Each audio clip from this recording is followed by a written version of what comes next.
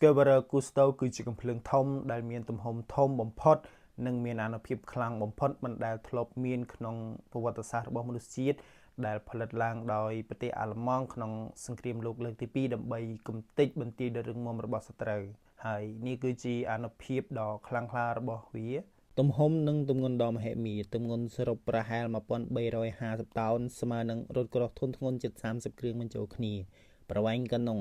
32.5 ម៉ែត្រ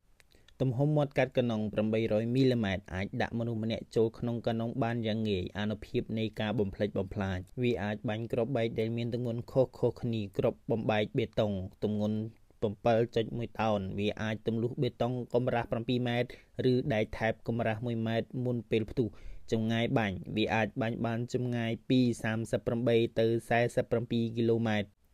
ការប្រតិបត្តិការដ៏លំបាកដោយសារវាមានទំហំធំពេកការប្រើប្រាស់វាគឺជាការងារដ៏ស្មុគស្មាញបំផុតផ្លូវដែកវាត្រូវតែដឹកជញ្ជូនតាមរយៈផ្លូវដែកពិសេសដែលមានផ្លូវភ្លោះកម្លាំងមនុស្សត្រូវការទាហានប្រហែល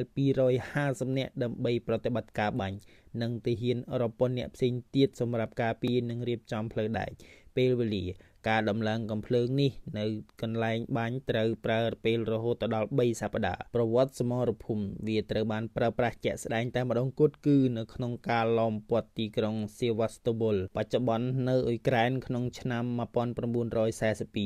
នៅក្នុងសមរភូមិនោះវាបានបាញ់គ្រាប់ចំនួន48គ្រាប់ដែលបានបំផ្លាញឃ្លាំងគ្រាប់កប់ក្រោមដីដ៏ជ្រៅនិងបន្ទាយការពាររឹងមាំរបស់សូវៀតយ៉ាងដំណំនៅចុងបញ្ចប់នៃសង្គ្រាមលោកលើកទី2កំភ្លើងនេះត្រូវបានកងទ័ពរបស់អាល្លឺម៉ង់កំទេចចោលដើម្បីកុំឲ្យធ្លាក់ដល់ដៃរបស់ទាហានសូវៀតហើយសប្តាហ៍ថ្ងៃនេះមានតែគ្រាប់របស់វាប៉ុណ្ណោះដែលដាក់តាំងនៅក្នុងសារមន្ទីរ